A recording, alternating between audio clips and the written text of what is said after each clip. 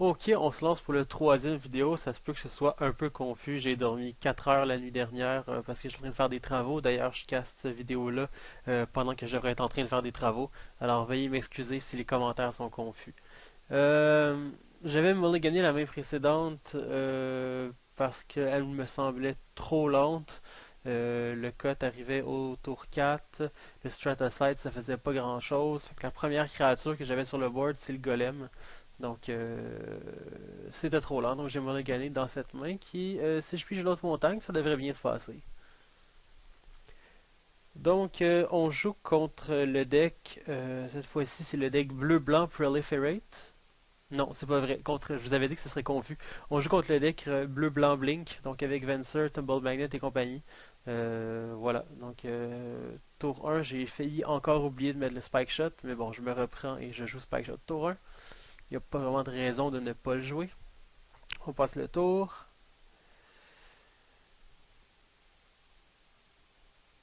On pige un Mimikvat qui risque d'être assez clé dans le match-up, étant donné que ces créatures ont presque toutes des come into play effects, puis que ça nous satisfait de les mettre dans les Mimikvat.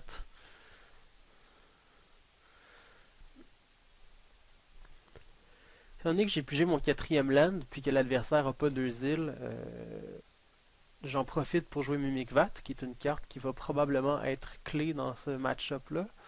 Euh, c'est pas urgent de jouer le Palladium Myr, puisque j'ai pigé la land qui me permettait d'enchaîner avec Cote. Donc voilà. L'adversaire joue un autre land qui vira en jeu tapé, donc il n'y a toujours pas deux bleus, donc on peut jouer Cote sans que l'adversaire puisse rien y faire. C'est absolument fantastique. Donc on déclare une bonne vieille phase d'attaque. Et ça va plutôt bien notre affaire en ce moment.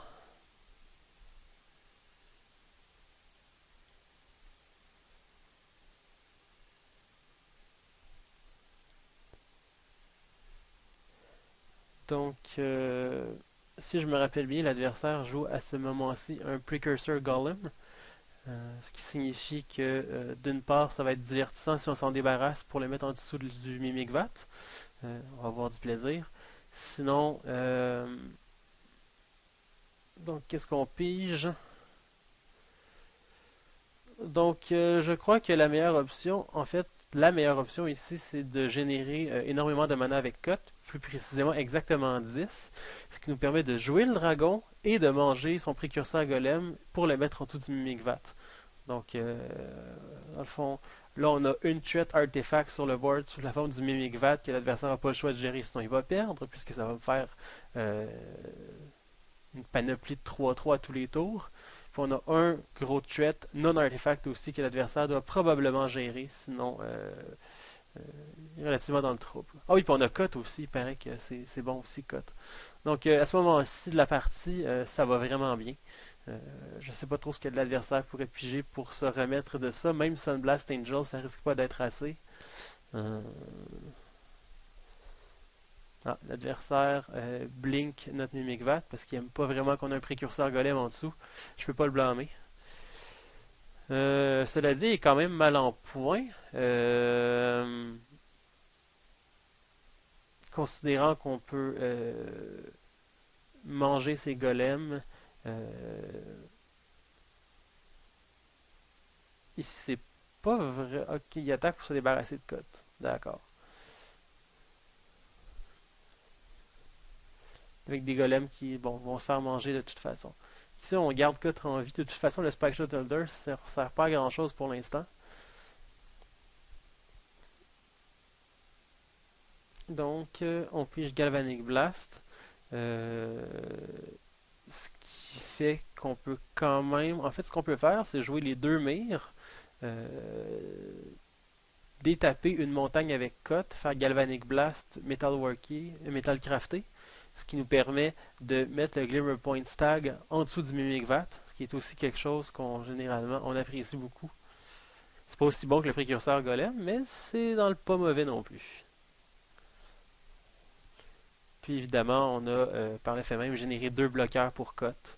Euh, Ce qui est quand même une très bonne chose. Donc point ici, on est encore relativement en contrôle. Euh, Ici, je décide de ne pas attaquer tout simplement pour play around Sunblast Angel. Euh, à savoir si c'est réellement nécessaire, c'est questionnable, considérant que l'adversaire, ce serait pris 5 aurait été à 8 puis qu'on avait un Mimic Vat si jamais l'adversaire jouait Sunblast. Euh, donc c'est peut-être un peu discutable, peut-être que j'aurais juste dû attaquer quand même. Euh, Toutefois, bon, étant donné que je suis vraiment en contrôle, je choisis de me la jouer safe. Cela dit, l'adversaire concède, donc ça ne change en bout de ligne pas grand-chose. Pour le plan de sideboard, je risque d'hésiter relativement longtemps. Euh, une chose est sûre, Mimic Vat, c'est excellent contre lui. J'aime bien les Melt Terrain. Je les aime moins on the draw, ce qui me fait hésiter, mais en bout de ligne, je vais me décider afin de les amener. Dans le fond, c'est quand même très bon euh, dans le match-up. On a tous les deux une curve qui commence à 4 puis qui se situe pas mal dans le 5 ou 6 mana. Donc c'est très important de enlever la possibilité à l'adversaire de jouer ses grosses bombes comme Venser, Elspeth, Sunblast Angel particulièrement. Donc en bout de ligne, je crois que je vais rentrer les Melt Terrain. Les Shatters sont pas vraiment nécessaires. Avec les 4 Scrap Melter, puis les 2 Horde Smelter Dragon, c'est relativement suffisant pour gérer les artefacts de l'autre. Il y en a des bons comme Magnet, mais il n'y en a pas une tonne tant que ça. Je finis par enlever les 2 Mir Battlesphere, puis rentrer un Horde Smelter Dragon de plus. Euh, à savoir si c'est vraiment le bon choix, c'est relativement discutable. Euh, L'affaire, c'est que souvent dans ce match-up-là, le ground est relativement cloggé. Donc la Mir Battlesphere est relativement moins efficace que le dragon qui peut, entre autres, passer à travers un Sunblast Angel, puis que, bon, évidemment, mange les artefacts de l'adversaire. Donc je crois que le sideboard est correct. Le Sword of Body and Mind, même si l'adversaire joue bleu, je pense qu'il joue aucune créature bleue. Donc malgré tout, je pense que c'est un bon choix de ne pas l'intégrer. Le Strata-Sight est probablement meilleur. Donc, cette main est raisonnable. On aimerait bien que le Palladium Mirror soit Iron Mirror, mais bon. Comme j'ai dit, peut-être que le next level, c'est de le remplacer par des off-color mirrors. Ça serait même pas étonnant que ce soit une bonne idée, en fait. Il faudrait que je l'essaye dans les prochaines configurations du deck. Enfin, bon, on n'a toujours pas de play.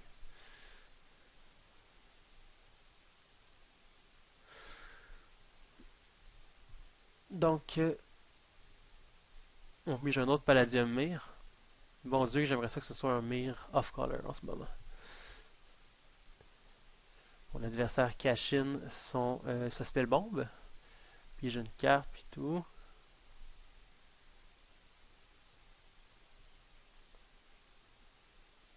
Ah, toutefois, c'est bien important de mentionner que l'adversaire va les gagner à 5. Donc, ça rend notre main encore meilleure, considérant qu'on a on a un sort de Land Destruction. Puis, pour le reste, la main n'est pas hallucinante, mais c'est quand même une main qui a beaucoup de jus.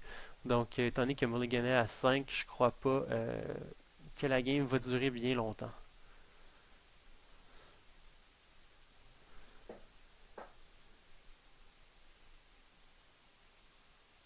Quoique l'adversaire trouve ses land drops, donc en ce sens, c'est pas si pire. Toutefois, là, il nous dit clairement qu'il n'y a pas de contre-sort, donc on va en profiter. Le choix est donc soit de jouer 2 3 drop, par exemple l'autre Palladium Mir, puis le Vat ou le Scythe, ou le Phoenix, ou détruire un de ses lands. Je crois que le bon choix à prendre ici, c'est de détruire un de ses lands. L'adversaire a mulligané, donc c'est fort probable qu'on le mana short avec ça. De plus, les gros plays du deck de l'adversaire sont à 5, notamment Elspeth et Venser. Donc, je préfère l'empêcher de se rendre à 5. Ça me dérange pas de prendre un coup ou deux de l'ange. De toute façon, on a un phoenix. euh, donc, on peut se permettre de s'assurer la victoire avec ça. Donc, mission accomplie, l'adversaire est short. Donc, la game a relativement l'air dans le sac à ce moment-ci.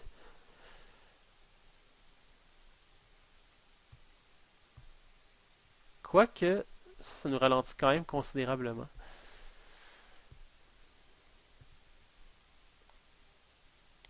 Donc, à 5 mana, on est aussi bien de jouer le Phoenix. Euh, Ici, je choisis de ne pas attaquer, puis c'est une très mauvaise décision parce que en réalité, avec le Mimic Vat et le Stratasite dans mes mains et le sixième land que j'ai assuré, ce serait vraiment pas une bonne idée de bloquer l'ange avec le dragon.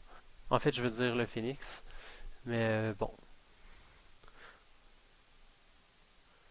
Donc tout ça pour dire que j'aurais dû attaquer et là je fais juste le garder en défense, ce qui est une erreur considérable. Donc je vous avais dit qu'il y avait des misplays. En voilà un. Donc à ce point-ci, je peux soit jouer le Mimic Vat et le Palladium Myr, mais je préfère jouer le Stratasite, l'équiper et faire une tonne de dommages, tout simplement parce que le tour suivant, je peux enchaîner avec les deux artefacts, euh, puis menacer d'avoir Metalcraft si jamais il décide de gérer le Phoenix. Tandis que présentement, c'est impossible que j'obtienne Metalcraft ce tour-ci. Donc aussi bien faire quelque chose de productif, soit équiper le Phoenix avec le Stratasite. Ah, puis aussi le fait qu'il a passé 10 points de dégâts, puis avoir un two-turn clock, c'est relativement plaisant. L'adversaire ne peut pas jouer Sunblast Angel, donc on est relativement confiant.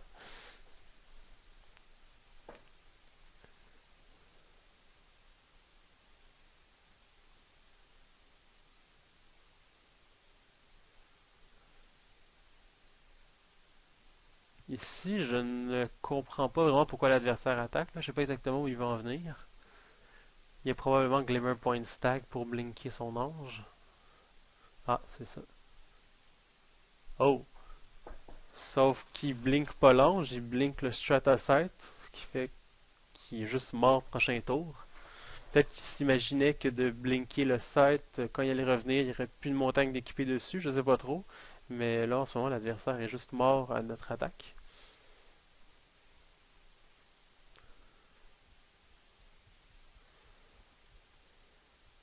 Puis on pige un Mimic Vat. Still had all these Mimic Vats. Mais bon, c'est ça. Bref, l'adversaire est juste mort. Donc on va équiper, attaquer et gagner.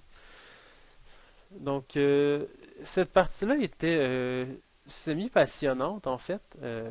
Était pas très très serrée.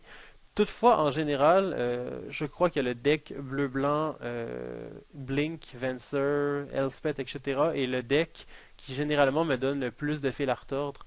Donc, je pense pas que c'est entièrement représentatif. Sinon, c'est terminé pour les vidéos. Je vais maintenant aller faire les études que je devrais faire au lieu de faire cette vidéo-là. On se revoit éventuellement. Cette fois-ci, malheureusement, il n'y aura pas de vidéo bonus. J'ai pas le temps de le recorder. Donc, j'espère que ça vous a plu. On se revoit dans un avenir rapproché.